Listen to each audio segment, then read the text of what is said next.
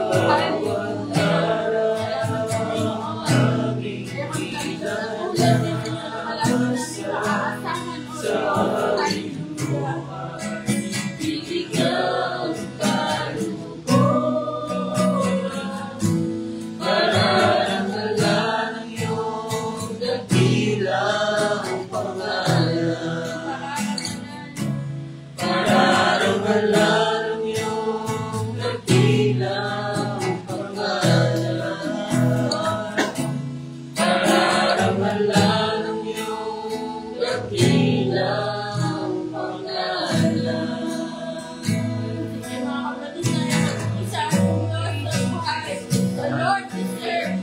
Hallelujah, the highest glory. Hallelujah, hallelujah. Salamat Panginoon ng mga Panginoon. Tingin ka doon, Diyos, ng langit Diyos, sa inyong mananalaan, Panginoon, sa inyong pinakamataas na baguy, pagwalhali, pagdakila, O Diyos. Hallelujah, hallelujah. Ang naming Diyos, ang dakila, buhay, tapat, Panginoon, sa aming mga buhay, at isang pag-asa namin sa mundong ito. Salamat po, Panginoon, napakaputi po ninyo. Ulang yung aming mga awit, papuri na nasasampit, Panginoon, para mapaluturan namin kayo, O Diyos. Pero ganun pa man, Panginoon, hallelujah, nagdala kami sa aming mga puso na sa umagang ito, nagsimula kami upang mapaluturan kayo, Panginoon. Hallelujah. Sa pagmulat pa lang ng aming mga mata, Panginoon, meron na po kami galak na kami ay nag-umpisa sa inyo, Panginoon. Kayo ang muna namin sa aming mga buhay. Purihin kayo, O Diyos, napakabuti po ninyo. Hallelujah. Isang pribilehiyo na kami ay makapaglingkod sa inyo, Panginoon. Isang pribilehiyo na sa umagang ito ay maalala mo kami, O Diyos. Isang pribilehiyo na sa umagang ito ay bibigyan nyo kami ng pagkakataon upang kami ay muli, Panginoon, nakapag-aral at makinig ng inyong mga salita. Kaya purihin kayo, O Diyos. Salamat po, Panginoon. Tuloy namin ibinibigay sa inyo at pinagkakatiwala ang gawain na ito. Kayo ang patuloy na kumilos, Ama. Kayo ang patuloy na sumama, O Diyos. Ang inyong banal na Espiritu ang patuloy na kumagat po, Panginoon, sa bawat isa. Hallelujah. Through online, Lord God, kayo patuloy na umabot, Panginoon, at kumilos sa bawat isang makakarinig ng mga salita ninyo sa umagang ito, O Diyos. Lagyan po ninyo ito ng kapangyarihan, Panginoon, at patuloy itong magrema sa puso ng bawat isa, O Diyos. Ganyan sa lingkod ninyong gagamitin, kayo ang manguna, kayo po ang makita, Panginoon, at patuloy na mapaluburan sa pamamagitan lamang ng kanyang buhay, O Diyos. And all the glory, Panginoon, ay mapunta lamang sa inyo, Panginoon. Hallelujah. Sapagkat alam namin, O Diyos, apart from you, Lord, wala kaming magagawa. Kaya salamat, Panginoon. Iniklaim na namin, O Diyos, ang inyong pagsama. Simula pa lang nag-umpisa kami sa gawain na ito. At patuloy namin, Panginoon, mararanasan ang tagumpay na nanggagaling sa inyo. Salamat po, Panginoon, sa inyo pang pinakamataas sa pagputi, pagdakil at pagdawalhati. Ang lahat ng anak ng Diyos ay magsabi po ng Amen. Salamat sa Panginoon sa umagang ito. At ngayon po ay binibigay na natin sa maghahayag ng salita ng Diyos sa umagang ito. Kaya tinatawagan ko na po ang lingkod ng Diyos na gagamitin ang Bro Joseph Lewis po ay purihin ng Panginoon sa kanyang buhay.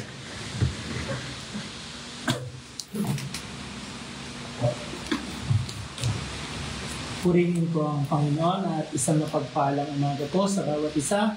At salamat po sa pribilehiyo na patuloy na magamit ng Panginoon sa kanyang gawain at patuloy tayong palakasin at ma-encouragement ng salita ng Panginoon. At bago tayo mag-umpisa, tayo po muna ay manalangin. Aming Diyos, aming Ama na makapangyarihan sa lahat. Maraming salamat po, Panginoon, sa umagang ito na kami ay patuloy na mag-aaral ng inyong mga salita at patuloy kami na mapalakas ng inyong mga salita. Lord, salamat po, Panginoon, sapagkat wala akong magagawa kung wala ang pagsama ng inyong banal na Espiritu, O Diyos. Tulungan niyo po kung Panginoon na kayo ang magpahayag sa umagang ito at maunawaan ng bawat isa ang inyong mga mensahe, Panginoon. Lord, salamat po, Panginoon. Purihin kayo, Diyos, sa tanging pangalan ng Panginoon Jesus. Amen. Purihin po ang Panginoon. Tayo po mag-aral ng salita ng Diyos sa aklat ng Bilang, chapter 11, verse 21 hanggang 23 po. Numbers, chapter 11, verse 21 hanggang 23. At ito po ang sinasabi. Sinabi ni Moises, 600,000 lahat ng tao na kasama ko. At ngayon sinasabi po ninyo na bibigyan ninyo sila ng karne na kanilang kakainin sa loob ng isang buwan, kahit katayin pa namin ang lahat ng tupa at baka, o kahit hulihin pa namin ang isda sa dagat, hindi po ito magkakasya sa kanila. Sinabi ng Panginoon kay Moises, may limitasyon ba ang aking kapangyarihan? Makikita mo ngayon kung mangyayari ang sinabi ko, O Diyos. Hallelujah. Salamat sa salita ng Panginoon. Huwag nating limitahan ang kapangyarihan ng Diyos. Amen. Salamat po sa Panginoon. Dito makikita po natin sa chapter 11, dito yung nagrereklamo ang mga Israelita kay Moses. Kung mababasa po natin dito, sa verse 2, dahil humingi ng tulong ang mga Israelita kay Moises at nanalangin si Moises, ang Panginoon, si Moises sa Panginoon, at namatay ang apoy, kaya ang lugar na iyon ay pinangalan ng Tabera dahil nagpadala ang Panginoon ng apoy sa kanila. Sa 4, may mga grupo na dayuhan na sumama sa mga Israelita na naghahanap ng mga pagkain gusto nilang kainin. Kaya nagreklamo pati ang mga Israelita na nagsasabi, kung makakain man lang sana tayo ng karne noong naroon tayo sa Egypto, nakakakain tayo ng mga libreng isda at mga pipino, melon, sibuyas at mga bawang. Pero dito wala tayong ganong kumain, puro mana lang ang ating kinakain. Dito mapapansin po natin, sa verse 1 po, nagreklamo ang mga Israelita kay Moises dahil sa hirap ng kanilang dinaranas. Nang marinig ito ng Panginoon, nagalit siya at nagpadala ng apoy. Dito mapapansin po natin sa verse na ito na patuloy na nagreklamo ang mga Israelita dahil sobrang dinaranas silang paghihirap. Pero dininig sila ng Panginoon. Kaya ngayon, pinalaya sila ng Panginoon. Ngayon, sinasabi po dito sa verse 4, may mga dayuhan po na sumama sa mga Israelita na naghahanap ng mga pagkain gusto nilang kainin. Kaya nagreklamo pati ang mga Israelita na nagsasabi, kung makakakain man lang sana tayo ng karne. Dito, nagreklamo sila, nung pinalaya sila ng Panginoon, nagreklamo sila dahil wala silang makain ng karne. Ano nireklamo nila? Wala lang sibuyas. Dito ba? Sa buhay po natin mga kapatid, kung tayo naging Kristiyano na, meron tayong mga nakakasalamuhan ng mga unbeliever. Dito sa core po, may mga grupo, parang yung mga dayuhan na yung mga unbeliever po, na hindi nakakakilala sa Panginoon.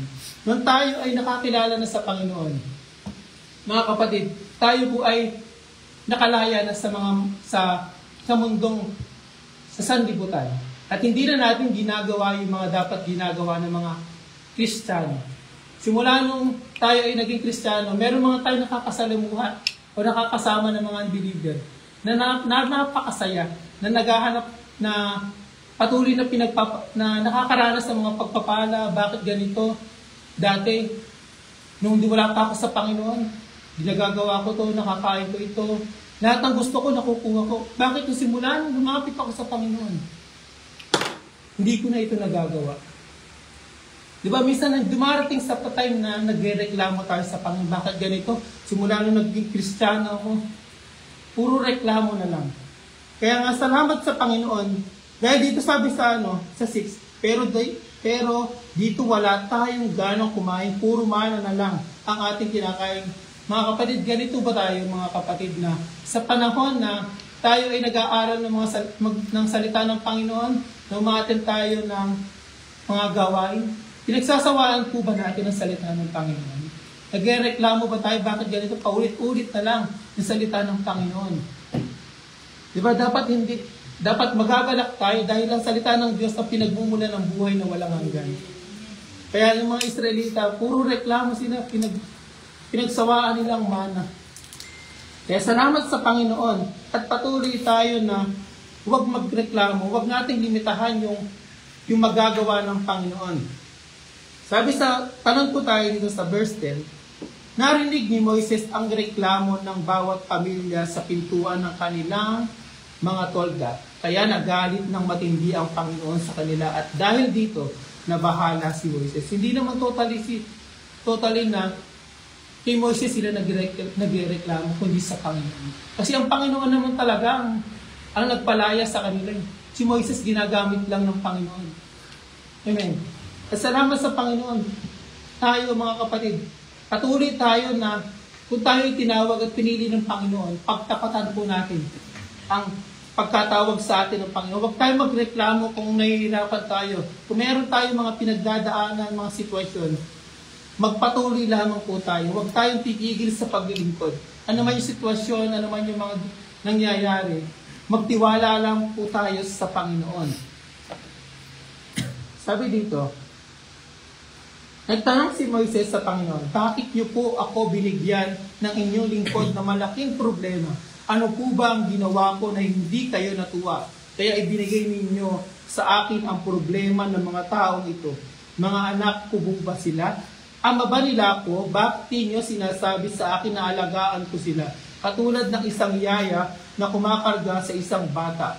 At dalhin sila sa lupaing ipinangako ninyo sa kanilang mga ninuno. Saan po ba ako kukuha ng karne para sa mga taong ito? Dahil patuloy ang pagrereklamo nila sa akin, nabigyan ko sila ng karneng makakain nila. 14. Hindi ko po sila kayang alagaan lahat ng mag-isa. Napakahirap nito para sa akin. Kung ganito lang po ang pagtrato ninyo sa akin, patayin na lang ninyong ako ngayon. Kung nalulugod kayo sa akin, huwag ninyo akong pabayaang mag-usap. Amen. Tayo po, mga tagapanguna po dyan, mga pastor, mga lingkod ng Panginoon. Kung meron po ba mga miyembro kayo na ganito katitigas ng ulo, puro reklamo, ano po yung dapat natin gawin? Di ba? Kaya nga, salamat sa Panginoon. At patuloy tayong binibigyan ng pagtitiis ng Panginoon. At salamat sa biyaya po ng Panginoon kung bakit po tayo nakakapagpatuloy. Na kahit may mga matitigas ng ulo, ay tinitiis po na rin dahil sa biyaya po ng Panginoon. Amen. Sa napakaraming tao po talaga rin, 6,000,000 tao, sino ba naman po hindi magtitiis? Na bawat pamilya nagreklamo sa iyo. Sabi, Panginoon, bakit binigyan niyo pa ako nito? Di ba mas nanaisip mo pang mamatay kaysa mabuhay? Kaysa marinig mo yung mga tao, mga pamilya na nagrereklamo sa iyo. Sa sobrang dami ng taong ito, talagang mapapagreklamo ka talaga sa Panginoon. Kaya sabi dito, sa 16, kaya sinabi ng Panginoon kay Moises, tipunin mo ang 70 sa mga tagapamahala ng Israel na kilalang-kilala mo ng mga pinuno, ng mga mamamayan, at papuntahin sila sa toldang tipanan at patayuin sila roon kasama mo. Bababa ako makikipag-usap sa inyo roon at ibibigay ko sa kanila ang iba't ibang kapangyarihan na ibinigay ko sa iyo upang makatulong sa sila sa pamamahala ng mga tao rito. Hindi lang ikaw mag-isa ang namamahala. Pagkatapos sinabi ni Moises sa mga tao, linisin nila ang kanilang sarili dahil bukas may makakain na silang karne. Sabihin mo ito sa kanila. Narinig ko ang inyong reklamo na gusto ninyong kumain ng karne. At sinasabi ninyo na mas mabuti pa sa inyong kalagayan sa Ehipto. Kaya bukas bibigyan ko kayo ng karne para makakain kayo. Hindi lang 1 araw o 2 araw o 5 o 10 o 20 araw ang pagkain ninyo, kundi 1 buwan.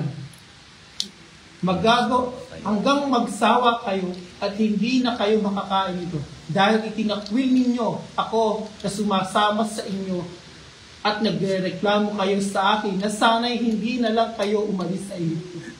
Ito ba nakakatawang isipin po na tuloy silang nagreklamo sa Panginoon. Dapat hindi na lang kami umalis sa Ehipto. Dahil doon nakakakain kami ng sibuyas, pipino, kung ano pa man yung gusto nilang kainin. Pero dito sa ilang, puro mana na lang ang aming kinakain ngayon. Bibigyan ko kayo ng karne. Hindi lang 1 araw po. Hindi lang 5 araw, 2 araw. Kundi 1 buwan. Sabi po dito sa 21, pero sinabi ni Moises, 6 na raang lahat ang tao na kasama ko. At ngayon sinasabi po ninyong bibigyan nyo sila ng karne ng kanilang kakainin sa loob ng 1 buwan. Nakakapagtanong po ba tayo mga kapatid? Lord, napakaraming tao nito, Panginoon. Mapapakain niyo po ba ito? 600,000 tao. Kaya ba ng Panginoon ito, mga kapatid? Amen. Walang imposible po sa Panginoon. Sabi po dito, sa Jeremias chapter 32 verse 27, ako ang Panginoon, ang Diyos ng lahat ng tao. Mayroong bang bagay na hindi ko magagawa? Diba, mayroong bang bagay na hindi magagawa ng Panginoon? Wala. Lahat ng bagay ay nagmula sa Panginoon. Sabi niya sa Genesis 1:1, nang pasimula nilikha ng Diyos ang langit at lupa. Sa pamamagitan ng salita niya, nilikha niya ang langit at lupa. Sa kanya pinagmumulan ng lahat. Amen. Sabi nga dito sa 22, kahit po katayin pa namin ang lahat ng tupa at baka, o kahit hulihin pa namin ang mga isda sa dagat, hindi po ito magkakasya sa kanila. Hindi naman si Moises ang magpapakain, kundi ang Panginoon. Ang Diyos ang nagsabi, sige, magpapadala ko ng karne bukas.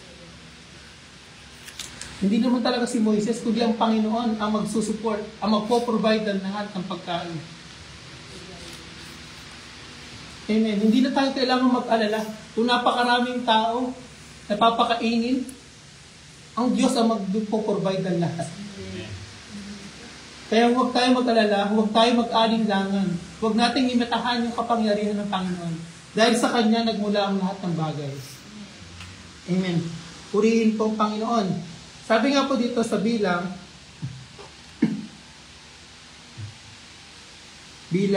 chapter 23 verse 19, ang Diyos ay hindi tao na magsisinungaling o magbabago ng kanyang isip. Nagsasabi ba siya na hindi niya ginagawa? Nangako ba siya na hindi niya tinutupad? Diba? Walang sinabi ang Panginoon na hindi niya ginagawa. Lahat ay tinutupad niya. Kaya kapag nangako ang Panginoon, tutuparin niya. Sa buhay po natin, ano ba yung mga pangako ng Panginoon? Ano ba yung mga hindi pa natutupad sa buhay po natin? Mga hinihiling natin. Mag-antay tayo. Huwag tayo magmadali. Patuloy tayong manampalataya at lumapit sa Panginoon. At sabi po dito sa Genesis chapter 18 verse 14. Genesis 18 sa 13 na po. Nagtanong agad ang Panginoon kay Abraham, bakit tumatawa si Sarah at sinasabi, magkakaanak pa ba ako ngayong matanda na ako? May bagay ba na hindi magagawa ng Panginoon? Tulad ng sinabi ko, babalik ako rito sa ganito ring panahon sa susunod na taon at magkakaroon ng anak na lalaki si Sarah. Kaya dito sa panahon ito, matanda na si Sarah at si Abraham ay matanda na. Kaya nga, tumawa si Sarah. Magkakaanak pa ba ako sa ganitong katanda? Ngayong matanda na ako. Sinabi ng Panginoon, may bagay ba na hindi magagawa ng Panginoon? Meron po ba? Diba wala? Walang bagay na hindi magagawa ng Panginoon. Bakit tayo magdududa? Bakit tayo mag-aalinlangan na sumunod sa Panginoon? Sa mga pangako niya sa buhay po natin. Marami tayong mga pangako sa Panginoon. Marami tayong mga naisilingin sa Diyos na hindi pa natutupad. Pero ang Diyos lang ang makakagawa. Ang Diyos lang, sa Diyos lang ay lahat ng bagay ay kaya niyang gawin. Luke 1:37, walang imposible sa Diyos. Walang bagay na hindi niya magagawa. Sabi dito sa 23, may limitasyon ba ang aking kapangyarihan? Makikita mo ngayon kung mangyayari ang sinasabi ko. Amen. Salamat sa Panginoon sa kanyang mga mensahe na wag po natin limitahan yung magagawa ng Panginoon. Sapagkat lahat ng bagay ay nagmula sa Diyos. Kaya kahit gaano pa karami, hindi ito na 600,000 tao. Wala lang po sa Panginoon yan. Yung mga bituin nga nilikha niya sa pamamagitan ng salita niya. Ano pa ba yung mga pagkain? Ano ba yung napakaraming tao? Hindi nag-aalala ang Panginoon. Kahit gaano pa karami yung pakakainin niya. Di ba nung nagkatawang tao ang Panginoon Jesus? Pinakain niya 5,000 tao. Bukod pa diyan yung mga babae, mga anak. Sa pamamagitan ng kanyang ng tinapay at isda, nakita ng mga tao, hinahati yung tinapay. Di ba nakakamangha yun? Wala pa nakagawa nun. Kundi ang Panginoon lang. Kaya sa buhay natin, huwag nating limitahan ng Panginoon. Tapat ang Diyos sa kanyang mga pangako. Tapat ang Diyos sa kanyang mga salita. At patuloy tayo na lumapit sa Diyos. Huwag nating hayaan na manghina yung pananampalataya natin. Kung nagkukulang tayo sa pananampalataya, humingi tayo sa Diyos. At daragdag niya yung pananampalataya. At patuloy tayo maging matibay pag lumago tayo sa salita ng Panginoon. Panghawakang mabuti natin ang salita ng Diyos. Dahil dito, matututo tayong tumibay, lumago, tumatag sa pananampalataya sa Panginoon. At salamat po sa Diyos sa kanyang mga salita na patuloy tayong palalakasin at patitibayin pa ng Panginoon. Hanggang sa kanyang pagbabalik, ay patuloy nating mararanasan ang kanyang pangako. Amen. Huwag nating hayaan na dito makamtan mo man ang lahat ng bagay. No. Doon sa langit tayo mag-focus. Mag-focus tayo sa buhay na walang hanggan. Kasi ang lahat ng bagay sa mundong ito maglalaho. Ngunit ang salita ng Diyos ay mananatili magpakailanman. Amen. At salamat po sa Diyos. Purihin po ang Panginoon sa kanyang mga mensahe. At tayo po ay manalangin. Aming Diyos, aming Ama na makapangyarihan sa lahat. Maraming salamat po, Panginoon, sa umagang ito, Diyos, na patuloy kami na lumalapit sa inyo. At patuloy kami na nagpapakumbaba, nagsisisi sa aming mga kasalanan, Lord. Patawarin niyo po kami. Patuloy niyo po kami bigyan ng kababaang loob, Panginoon. Patuloy niyo kami linisin sa anumang karumihan, sa isipan, puso, Panginoon, na hindi nakakalugod sa inyong harapan. Lord, tulungan niyo po kami, Panginoon, na patuloy pang lumapit sa inyo at maging karapat-dapat sa inyong harapan. Lord, patawarin niyo po kami, Panginoon. At patuloy niyo kami bigyan pa ng pananampalataya at higit pa, Panginoon. Huwag namin imitahan ang inyong kapangyarihan sapagkat wala kayong bagay na hindi magagawa, Panginoon. Maraming salamat po, Diyos. Maraming salamat po, Panginoon. Tapat kayo, Panginoon. Hindi kayo nagbabago noon, ngayon at magpakailanman. Mananatili kayong tapat, Panginoon. Hallelujah. Maraming salamat po, Panginoon, sa inyong mga salita, sa makapangyarihang salita ninyo na kumikilos. Hallelujah, Lord. Salamat po, Panginoon. Salamat po, Panginoon. Purihin po kayo, Diyos. Sa inyo po ang pinakamataas na papuri, parangal, at pasasalamat sa tanging pangalan ng Panginoon Diyos. Amen. Purihin po ang Panginoon at sa Diyos po ang pinakamataas na papuri.